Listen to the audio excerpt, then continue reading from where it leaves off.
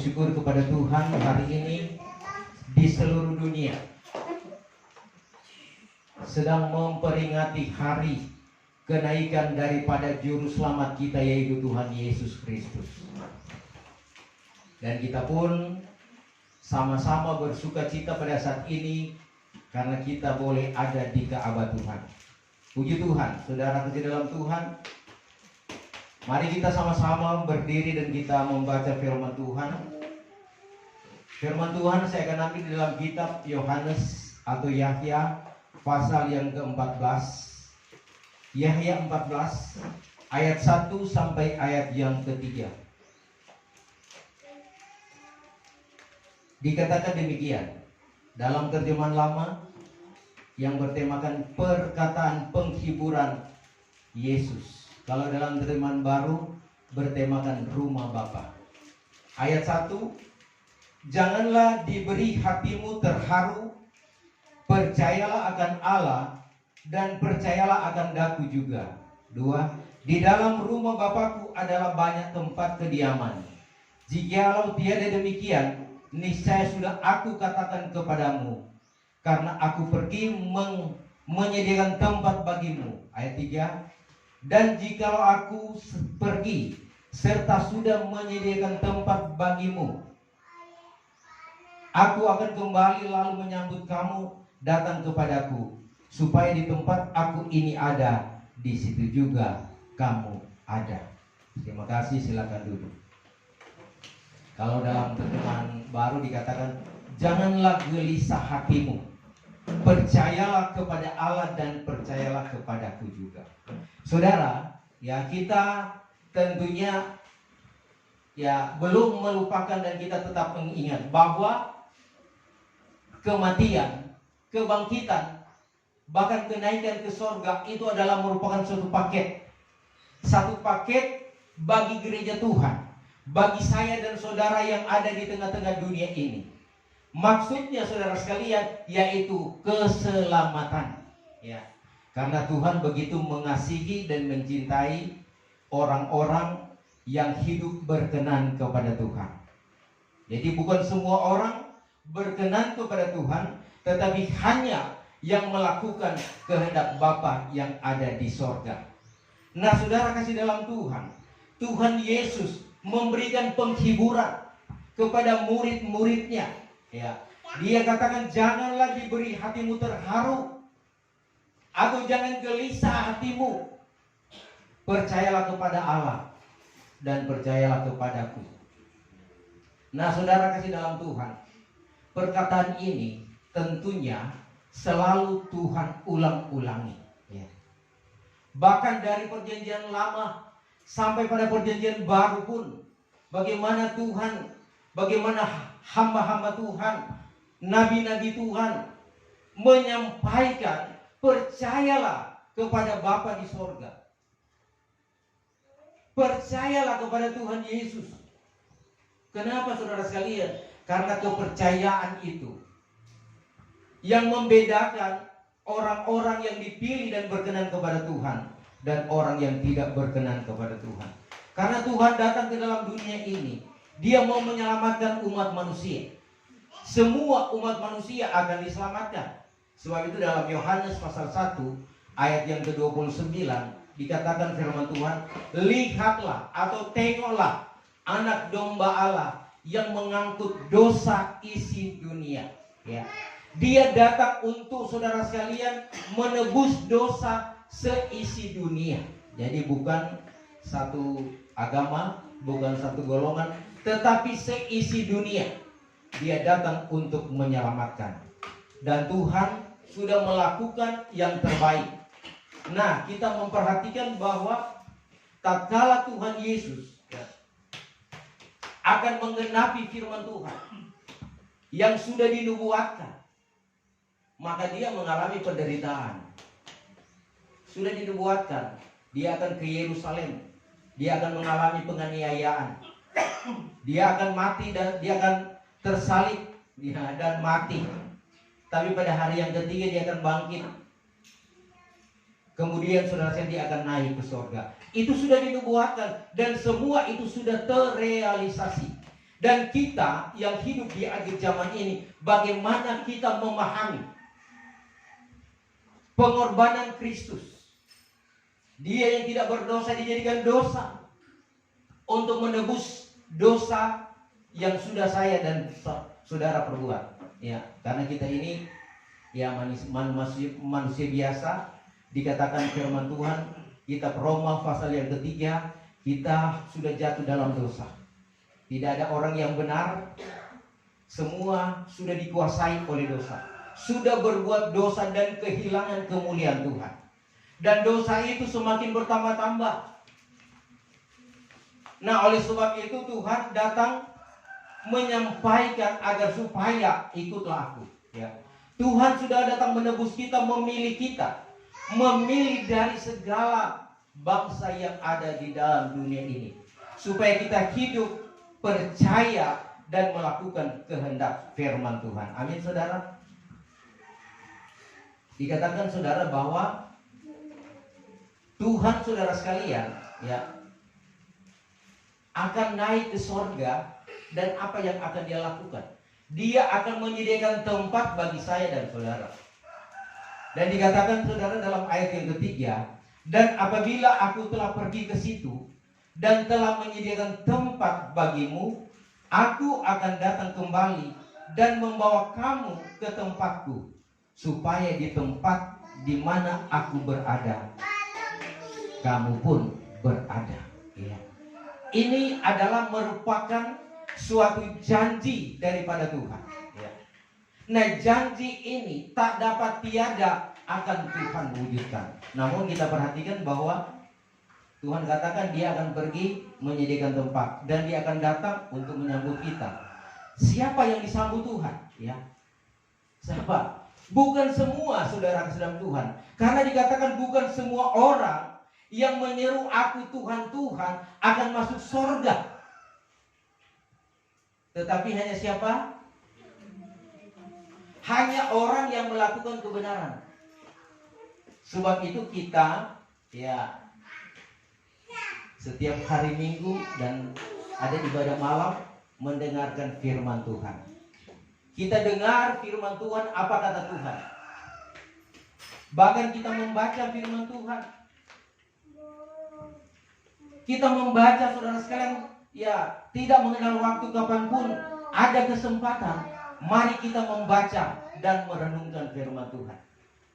Dan kita melakukan agar supaya saudara sekalian kita ini selalu berkenan kepada Tuhan, atau dikatakan orang-orang yang benar. Ya, kita lanjut saudara sekalian. Ya. Karena sebetulnya Tuhan juga tatkala dia akan naik ke sorga, dia prihatin kepada murid-muridnya, pengikut-pengikutnya. Apa sebab? Mereka menghadapi berbagai-bagai kesulitan, kesukaran. Dan itu pun terjadi bagi saya dan saudara. Kita mengalami banyak-banyak kendala. Tetapi dalam kesulitan-kesulitan ini, ya, masalah-masalah yang kita hadapi setiap hari, setiap saat, setiap waktu, tentunya bukan menghambat kita untuk datang kepada Tuhan. Bukan menghambat kita untuk tidak melakukan kehendak Tuhan. Tetapi ada juga yang akan terhambat. Ada juga yang akan terpengaruh dan jatuh. Apa sebab saudara sekalian? Karena iblis, dia berusaha untuk menjatuhkanmu. Dia berusaha untuk menggoda, mempengaruhi imanmu, supaya imanmu akan jatuh, akan gugur. Rasul Petrus, Tuhan tegur, ya. Karena dia begitu cinta kepada Tuhan, dan Tuhan tetap mendoakan dia. Karena Tuhan katakan, hai Petrus, lihatlah iblis akan berusaha menjatuhkanmu, tetapi aku mendoakan engkau supaya imanmu jangan gugur. Dan jikalau engkau bertobat, sokonglah saudara-saudara, bantulah saudara-saudara. Jadi Petrus mendapat kekuatan karena Tuhan, mendapat kemampuan untuk bergumul dalam peperangan iman karena doa Tuhan Yesus. Dan doa Tuhan Yesus itu juga berlaku bagi saya dan saudara. Kita diperhadapkan dengan pergumulan, tapi Tuhan tetap mendoakan kita. Di sorga dia menjadi juru syafaat untuk mendoakan kita. Dan sampai saat ini dia tetap memperhatikan saya dan saudara. Sebab itu dikatakan di dalam Yohanes pasal yang ke-17, ya. Yohanes 17.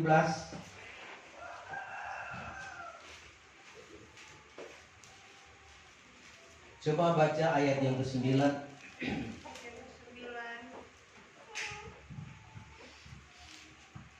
Maka aku ini mendoakan mereka itu, bukan seisi dunia aku doakan, melainkan segala orang yang engkau serahkan kepadaku, karena mereka itu milikmu. Iya, saudara, dikatakan Tuhan Yesus, ya. Aku ini mendoakan mereka, karena semua yang diserahkan oleh Bapa, mereka itu adalah milik Tuhan. Ya. Coba baca terus ayat 10 sampai ayat yang ke-14. Segala milikku itu juga milikmu, dan milikmu itu pula milikku, dan aku dipermuliakan di dalam mereka itu. 11. Tiada lagi aku ini di dalam dunia, tetapi mereka itu ada di dalam dunia, dan aku ini datang kepadamu. Ya Bapa yang kudus, peliharakanlah kiranya mereka itu atas namamu yang telah engkau karuniakan kepadaku, supaya mereka itu menjadi satu juga sama seperti kita. Selagi aku bersama-sama dengan mereka itu, aku ini memeliharakan mereka itu atas namamu yang engkau karuniakan kepadaku. Dan aku sudah menjagai mereka itu, dan seorang pun tiada daripada mereka itu yang hilang, kecuali anak kebinasaan itu, supaya isi Alkitab itu sampai. Ayat 13. Ayat 13, tetapi sekarang aku datang kepadamu, maka aku mengatakan perkara ini selagi aku ada di dalam dunia, supaya mereka itu beroleh sukacita di dalam hatinya dengan sempurnanya. 14. Ayat 14. Aku ini sudah menyampaikan firman-Mu kepada mereka itu, maka isi dunia ini benci akan mereka itu, oleh sebab mereka itu bukan daripada dunia ini, seperti aku juga bukan daripada dunia ini. Iya, silakan duduk. Ya. Saudara, kita perhatikan bahwa Tuhan Yesus tetap mendoakan kita. Itu tatkala dia katakan dalam Yahya pasal yang ke-17, ya. Dia berdoa supaya semua menjadi satu di dalam Bapa, menjadi satu di dalam kebenaran, supaya mereka bisa berkenan kepada Tuhan. Dan inilah doa yang membuat gereja Tuhan, orang-orang percaya, beroleh kemenangan. Inilah doa yang membuat murid-murid Tuhan Yesus, ya, setia sampai pada langkah yang terakhir. Dan inilah doa bagi saya dan saudara, dan kita tetap bertahan sampai pada saat ini.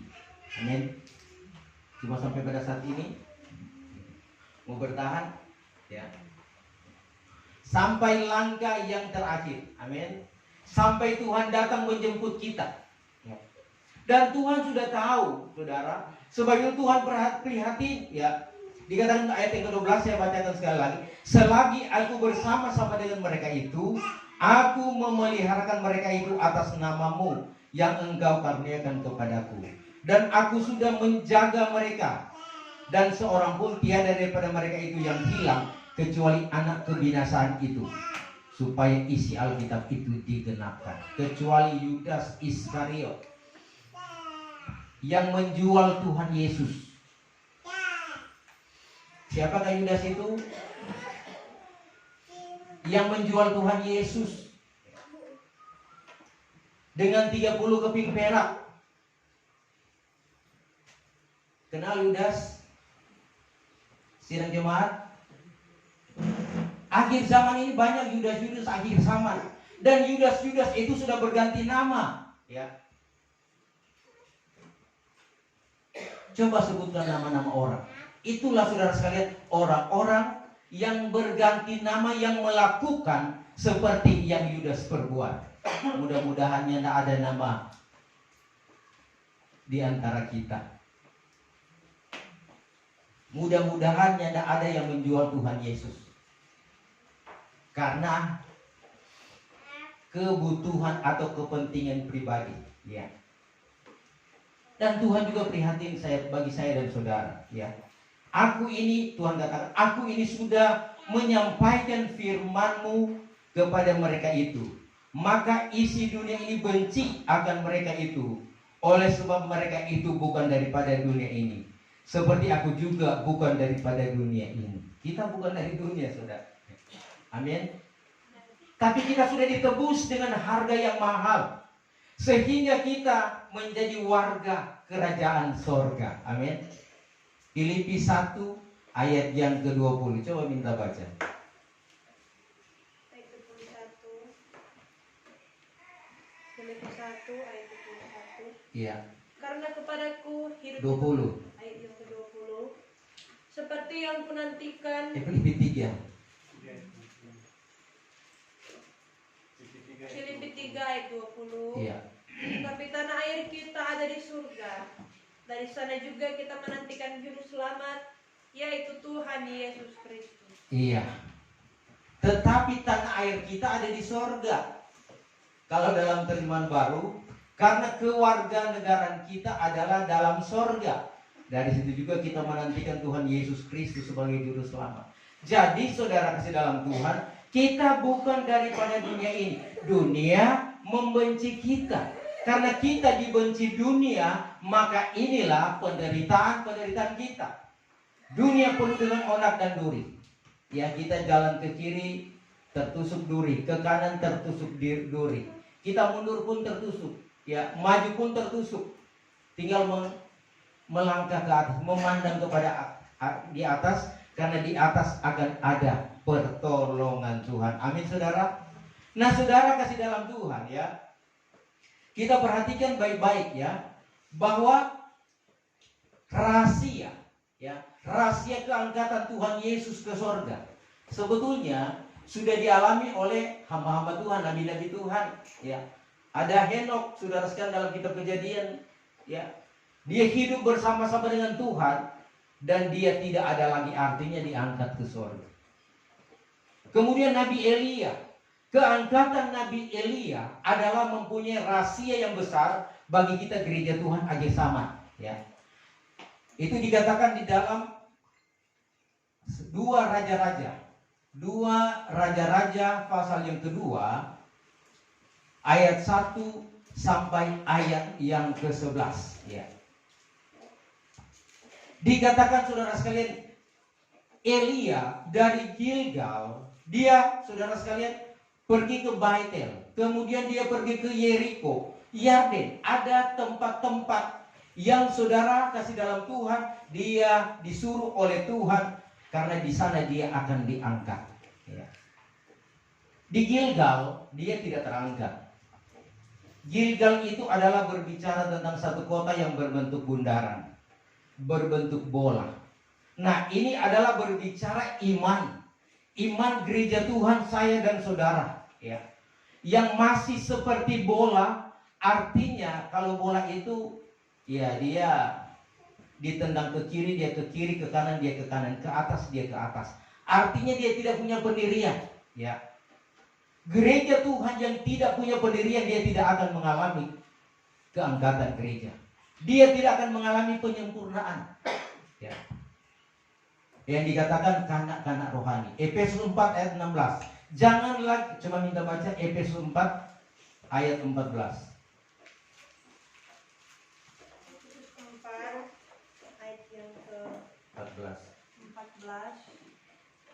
Itulah sebabnya kata firman Efesus 4 ayat 4. Supaya jangan lagi kita menjadi kanak-kanak beralun-alun seperti gelombang dan ditiup oleh segala jenis angin pengajaran dengan semu daya manusia dan cerdiknya yang membawa kepada segala akal yang sesat. Ya, saudara, kalau masih kita dipengaruhi, diombang-ambingkan dengan arus pengajaran yang ada di dalam dunia ini, saudara, memang lebih fatal lagi, ya. Karena ada yang mengatakan progresif, ya. Yang penting berbuat baik, ya. Selamat. Kemudian ada hal-hal lain-lain. Ini hal-hal yang mempengaruhi iman. Karena sebetulnya keselamatan hanya di dalam Yesus. Tatkala kita melakukan kehendak Tuhan, kita selamat. Karena kita diselamatkan hanya dengan anugerah. Bukan pekerjaan kita, bukan hasil usaha kita, tetapi anugerah Allah. Itu kata firman Tuhan. Jadi jangan kita terombang-ambingkan dengan pengajaran-pengajaran sesat akhir zaman ini. Sebab itu mari kita bertambah-tambah di dalam Tuhan. Apalagi saya dan saudara sudah diajarkan tentang pengajaran yang benar. Ya. Jangan sampai saudara sekalian kita tidak mengerti, kemudian tatkala pengajaran itu datang, kita mulai terpengaruh. Maka kita akan terbawa hanyut, terbawa arus gelombang pengajaran-pengajaran sesat. Sehingga di Gilgal pun Elia tidak terangkat. Kemudian ke Bait El. Bait El adalah rumah Tuhan, gereja tempat beribadah. Namun di situ saudara sekalian, ya, ada Bait El yang benar-benar saudara sekalian kudus. Tetapi kalau kehidupan kita tidak kudus, ya, tentunya saudara sekalian kita tidak akan berkenan kepada Tuhan. Ya. Sebab itu kehidupan saya dan saudara harus kudus. Nah, saudara sekalian, ya ini hanya singkat-singkat saja. Kemudian juga Elia, ya, berjalan ke Yeriko, berbunga-bunga, berbicara tentang karunia-karunia Roh Kudus banyak, ya, bernubuat. Ada penglihatan, ada karunia-karunia yang berjalan. Saudara, yang Tuhan minta yaitu buah-buah. Kita harus berbuah. Untuk apa bunga? Orang tidak akan makan bunga, tetapi orang akan makan buah.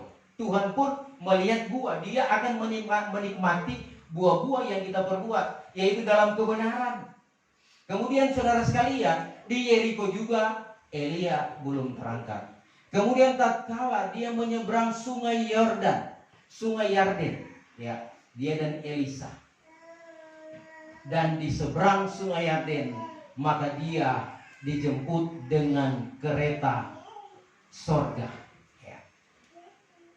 Kereta sorga menjemput Elia dan terpisahlah dia dengan Elisa. Artinya saudara sekalian, sungai Yordan, kali kematian. Kalau daging kita itu sudah mati, maka saudara sekalian kita akan jadi sempurna. Maka dalam kesempurnaan itu kita pasti akan terangkat ke sorga. Karena kalau selagi daging ini masih berkuasa, masih berat, ya, maka daya tarik bumi itu begitu kuat bagi saya dan saudara, sehingga susah untuk terangkat. Tetapi tatkala daging ini makin habis, maka saudara sekalian, Roh Kudus makin bertambah-tambah, maka kita akan terangkat ke sorga. Sebab itu dikatakan saudara sekalian, biarlah Tuhan yang bertambah-tambah, biarlah kebenaran Allah yang bertambah-tambah, dan kedagingan kita semakin berkurang-kurang. Amin. Karena saudara, kalau daging bertambah-tambah, jangan mimpi masuk surga dari sekarang. Sebab itu salibkan daging. Kalau Tuhan juga sudah tersalib, maka kita pun harus menyalibkan daging. Dengan apa kita salibkan daging? Berpuasa, berdoa, sangkal diri. Jangan lakukan keinginan-keinginan hati, keinginan tabiat duniawi. Jangan lakukan. Tetapi lakukan apa yang menjadi kehendak Tuhan. Mau tersalib saudara? Memang siksa saudara. Ya. Tetapi tatkala saat daging ini sudah habis, maka terangkatlah kita ke surga. Karena dikatakan dalam kitab Injil Matius, ya, 24, di mana ada bangkai, di situ berkerumun burung nasar. Artinya kehidupan kita yang saudara sekalian sudah tidak berdaging lagi, maka kita akan saudara sekalian berbau harum kepada Tuhan. Kita akan terangkat ke surga. Ya, saudara kasih dalam Tuhan. Ya, kita lanjut. Ini adalah merupakan rahasia bagaimana kita bisa terangkat ke surga. Kita akan terangkat ke surga sama seperti Tuhan janji. Dia akan datang, akan menjemput kita dan membawa di tempat yang Dia sudah sediakan. Jadi jangan sampai kehidupan kita ini ada yang tidak terdaftar di surga, tidak ada nama. Kenapa saudara sekalian? Ya, belum melakukan kehendak Tuhan. Ya. Sebab itu dari sekarang lakukan firman Tuhan. Memang banyak tantangan, banyak kendala, tetapi lakukan kehendak Tuhan. Yakin, pastikan bahwa hidup kita sudah ada di dalam Tuhan. Karena tujuan saya dan saudara menjadi sempurna. Wahyu 12 ayat 1 dan ayat yang kedua. Minta tolong baca.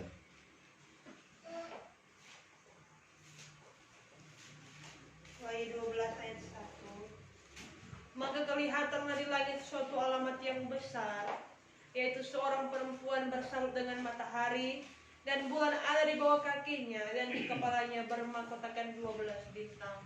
Adalah ia itu mengandung dan berteriak sebab sakit dan sengsara hendak beranak. Iya.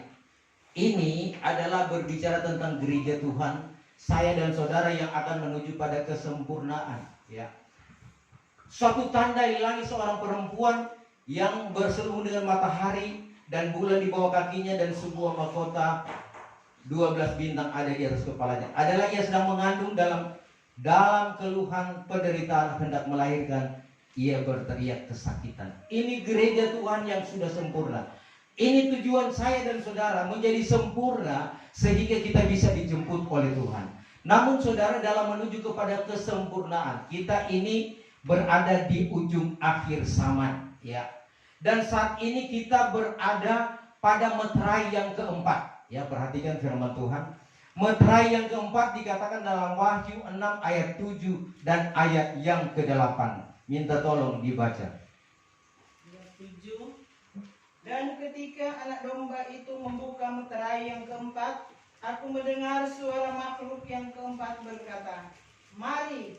Dan aku melihat sesungguhnya ada seekor kuda hijau, kuning, dan orang yang menungganginya, bernama Maut, dan kerajaan maut mengikutinya. Dan kepada mereka diberikan kuasa atas seperempat dari bumi untuk membunuh dengan pedang, dan dengan kelaparan, dan sampar, dan dengan binatang-binatang buas yang di bumi. Dan ketika anak domba Ya, sampai di sana. Itu meterai yang keempat. Nah, kalau meterai keempat dibuka, maka ada kuda, ada saat yang hidup yang keempat itu berkata, "Marilah." Maka aku tampak adalah seekor kuda kelabu, dan orang yang duduk di atasnya itu Maut namanya, dan alam maut itu pun mengikut sertanya. Maka kepada keduanya itu dikaruniakan kuasa atas seperempat bumi, akan membunuh dengan pedang, dengan kelaparan, dengan maut, dan dengan binatang buas-buas di bumi. Ini saudara kasih dalam Tuhan, meterai yang keempat adalah pertarungan antara terang dan gelap. Pertarungan antara kebaikan dan kejahatan. Nah, di sini akan meminta korban seperempat umat manusia. Korban yang akan saudara sekalian terjadi yaitu akibat daripada perang, ya. Ada pedang, kemudian ada kelaparan, ada maut atau virus-virus dan binatang-binatang buas di bumi. Binatang buas itu adalah berbicara tentang negara-negara yang haus perang, suka berperang dan suka menjajah. Dan ini yang terjadi yang kita lihat di hari-hari ini, ya. Kalau kita melihat ada perang Soviet dan Ukraina belum berhenti, ya. Kita melihat juga ada perang antara Israel dan Hamas belum berhenti. Ada perang lagi antara Iran dan Israel, itu sedang berlangsung. Nah, hal-hal ini masih menggenapi kuota seperempat umat manusia akan korban. Bukan di sana saja, korban-korban karena penyakit, korban-korban karena kecelakaan, pembunuhan, ya. Jadi semua akan menggerak. Ini meterai yang keempat. Oleh sebab itu saudara sekalian, menghadapi pergumulan ini, maka gereja Tuhan, saya dan saudara harus kuat iman. Harus percaya kepada Tuhan, percaya kepada Tuhan Yesus, dan lakukan firman Tuhan, baru kamu terhindar. Karena apabila terjadi perang, mau kemana kita? Mau cari bupati, mau cari gubernur, mau cari presiden. Biar lagi orang ada pilih presiden, dia tidak akan menyelamatkan saya dan saudara kalau terjadi perang. Dia cuma bilang pasang bunyi, ya. Cari perlindungan, ya. Perlindungan satu-satunya bagi saya dan saudara hanya di dalam Tuhan Yesus Kristus. Amin. Kemudian tatkala virus datang, penyakit datang, mau berlindung di mana? Mau cari dokter? Ya saudara, dalam Tuhan. Memang kalau kurang iman cari dokter. Tapi itu mengeluarkan biaya. Tapi kalau kita punya iman cari Tuhan, Tuhan itu adalah tabib. Tuhan itu dokter di atas segala dokter. Sebab itu kuatkan hati dan percaya kepada Tuhan. Dan ini yang terjadi di meterai yang keempat. Di ujung meterai yang keempat, saudara, akan pecah kegerakan besar. Kegerakan besar itu adalah merupakan satu sabat yang terakhir, di mana gereja Tuhan, saudara sekalian, akan disempurnakan. Kegerakan besar inilah yang sangat ditakuti oleh gereja Tuhan akhir zaman ini. Apabila Tuhan datang kemudian kita belum siap. Sebab itu sebelum pecah kegerakan besar, saya dan saudara sudah mengerti kehendak Tuhan, sudah memiliki karunia-karunia Roh Kudus, sudah ada kebenaran dan tetap berpegang teguh pada kebenaran. Jangan melepaskan kebenaran. Sebab kegerakan besar itu tatkala pecah, maka tahun pertama, saudara, kita akan kuasa dari Tuhan lewat karunia-karunia akan dilipat gandakan menjadi 2 kali lipat. Tahun kedua 7 kali dan tahun ketiga 10 kali. Itu di kegerakan besar. Sebab itu pentingnya bagi saya dan saudara rebut itu karunia-karunia. Dan kalau sudah ada karunia, pertahankan dan pergunakan. Jangan itu karunia-karunia itu kita tidak mempergunakan. Jangan harap-harap masih ada, Tuhan sudah pindahkan kepada orang lain. Kan khotbah minggu yang lalu, ya. Sidang Jumat Efesus. Barang di mana engkau sudah jatuh, bangun dari situ.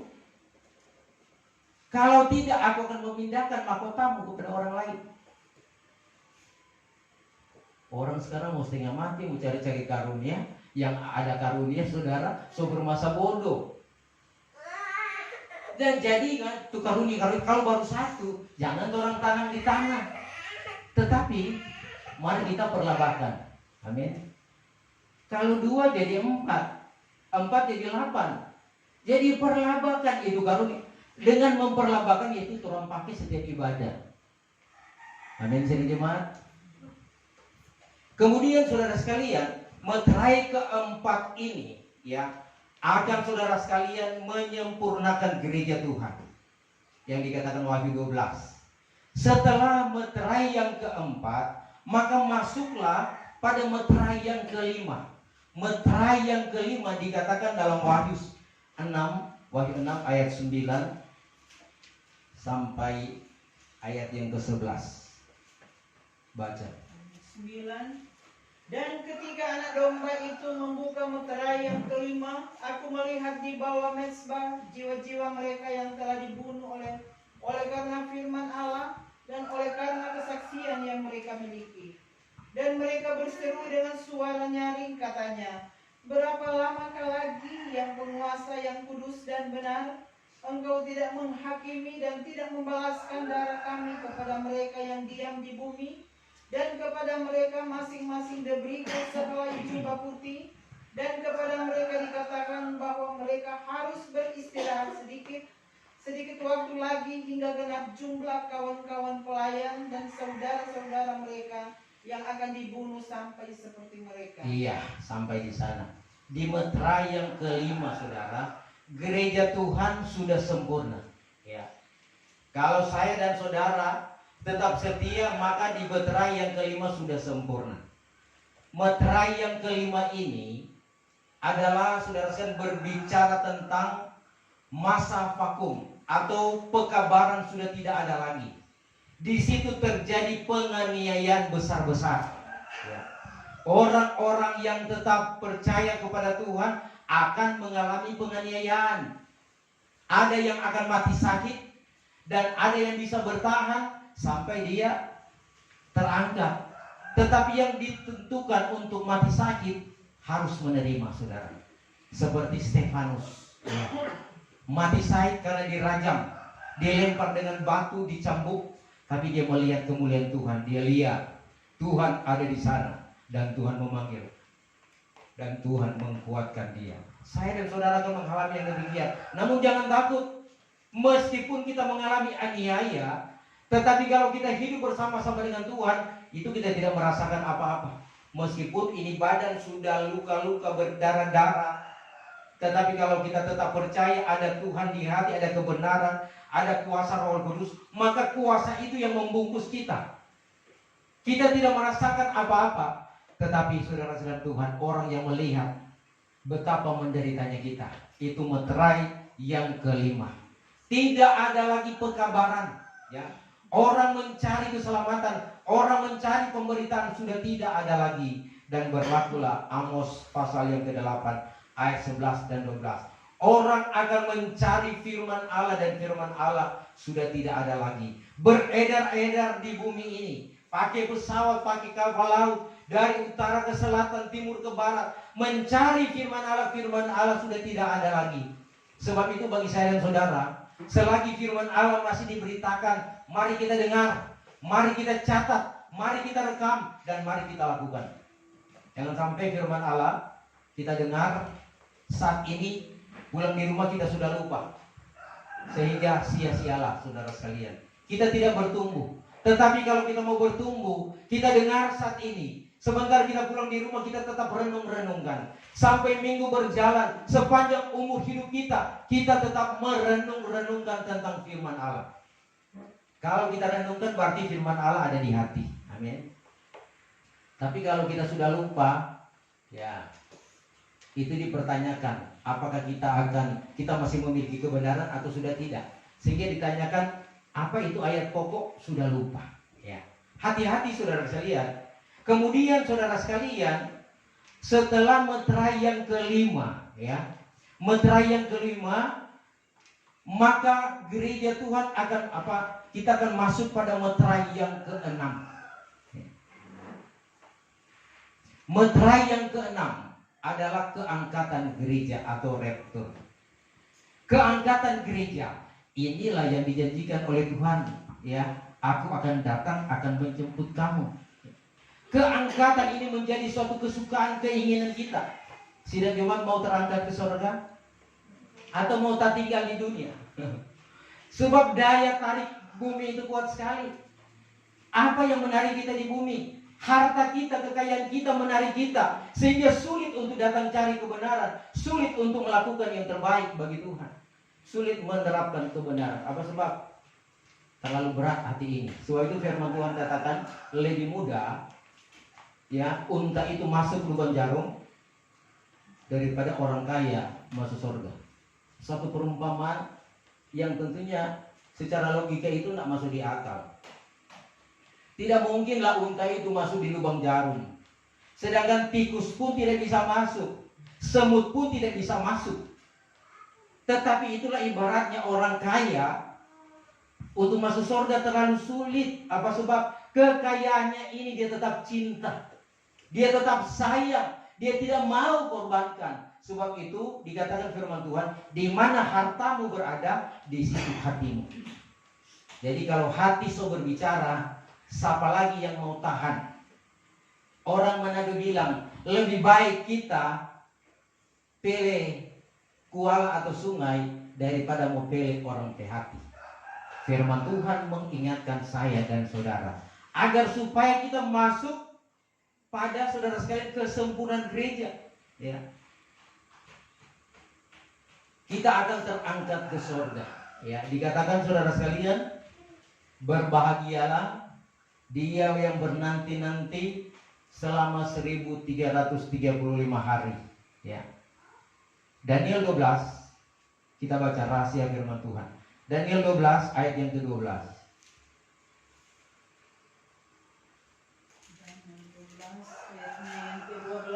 Iya. Berbahagialah orang yang tetap menanti-nanti dan mencapai 1335 hari. Ya, berbahagia dia yang bernanti-nanti, saya dan saudara yang menanti-nanti sampai pada 1335 hari. Kemudian baca di dalam Wahyu 12 ayat yang ke-6. 1260 hari.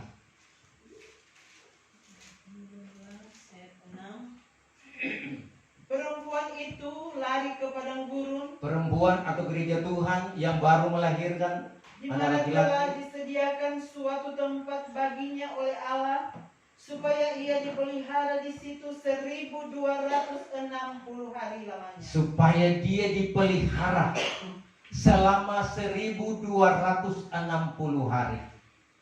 Kemudian saudara sekalian ya, kita lihat ya, gereja Tuhan pada meterai yang ke-6 dia akan terangkat. Maka saudara sekalian dia akan berpesta, pesta anak domba Allah selama 75 hari. Setelah 75 hari dia akan naik ke awan-awanan selama 1260 hari. Sebab itu 1260 hari itu zaman antikris. Kemudian tambah pesta 75 hari, itu yang Daniel katakan 1335 hari. Nah, sebab itu saudara kasih dalam Tuhan, kita berusaha supaya kita tetap setia.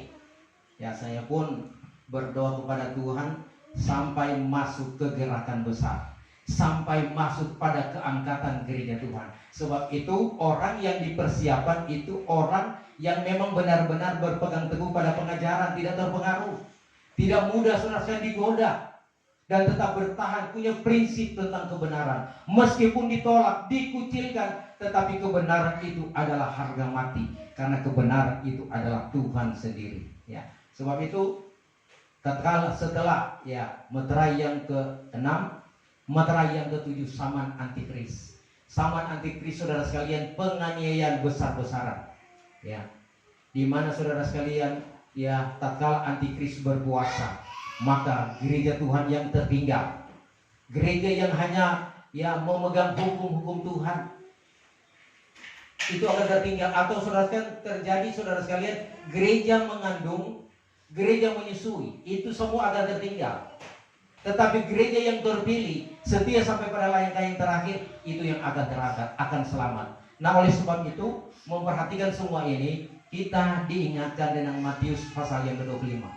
Ada 10 anak darah, 5 bijak dan 5 bodoh. Jangan orang menjadi bodoh, tetapi mari kita menjadi bijaksana. Orang bijaksana, dia tahu mengatur apa yang harus dia lakukan setiap hari.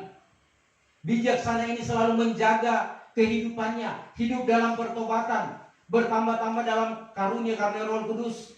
Kebenaran Allah dia lakukan dan melakukan dengan setia sampai pada langkah yang terakhir, sampai pengantin akan datang. Dia siap karena dia penuh dengan kebenaran, penuh dengan firman. Minyaknya tidak habis, Roh Kudusnya tidak tinggalkan dia. Tetapi yang bodoh itu pandang enteng, ya. Mereka bermasa bodoh. Untuk apa ibadah?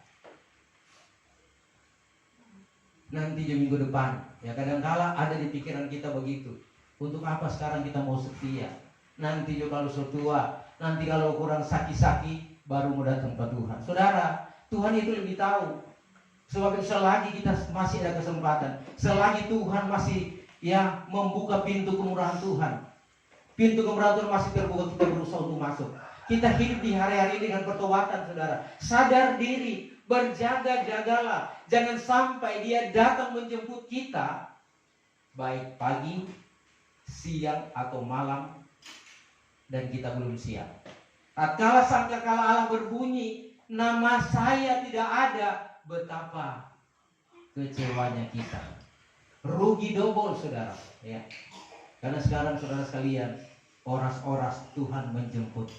Kadangkala ada sehat-sehat, ya tiba-tiba sudah ada lonceng yang berbunyi, ada lagi yang berangkat. Nah, ini kita harus berjaga-jaga. Sebab itu di hari-hari ini kita gereja Tuhan, meskipun firman Tuhan sangat keras, tetapi jangan saudara sekalian kita tolak. Tapi mari kita mampu berdoa kepada Tuhan, mampukan saya Tuhan untuk melakukan kehendak-Mu. Karena tujuan saya dan saudara ibadah sorga. Tidak ada kata lain saudara sekalian. Tidak ada tawar-menawar, harus jadi pengantin. Amin. Pengantin itu saudara sekalian akan tinggal di Yerusalem baru. Ya, memang di dunia baru nanti, ya langit baru, bumi baru, ada masyarakatnya, ada pemerintahnya. Pemerintahnya itu yaitu orang-orang yang menjadi pengantin Tuhan, tinggal di Yerusalem baru, kota 4 persegi penuh dengan kemuliaan. Memang juga saudara sekalian namanya sudah di sorga, dia cuma jadi masyarakat biasa, itu senang daripada di neraka sepanjang hari, sepanjang hidup, kekal selama-lamanya menderita. Sebab itu berusaha kita. Tetapi kabar pengantin mengajarkan kita harus menjadi pengantin, harus jadi sempurna tubuh, jiwa, dan roh. Amin, saudara. Ini kebenaran firman Tuhan dalam memperingati hari kenaikan Tuhan Yesus, mengingatkan bagaimana kita akan diproses oleh Tuhan, bagaimana kita akan menuju pada kesempurnaan, bagaimana kita akan terangkat. Karena pada waktu pengangkatan, saudara, maka dikatakan dalam kitab Injil Matius, ada 2 orang di ladang, satu terangkat, satu tertinggal. Ada 2 orang sedang tidur, satu terangkat, satu tertinggal. Jangan sampai saudara sekalian, di antara kita ada yang tertinggal. Tetapi kita berdoa agar supaya semua kita bisa terangkat. Nah, kalau mau terangkat, setialah sampai pada langkah yang terakhir. Jangan bosan-bosan beribadah, jangan bosan-bosan cari Tuhan dan melakukan firman Tuhan. Setia sampai pada langkah yang terakhir. Puji Tuhan, ini firman Tuhan. Kita mempersiapkan diri untuk masuk pada doa dan penyembahan.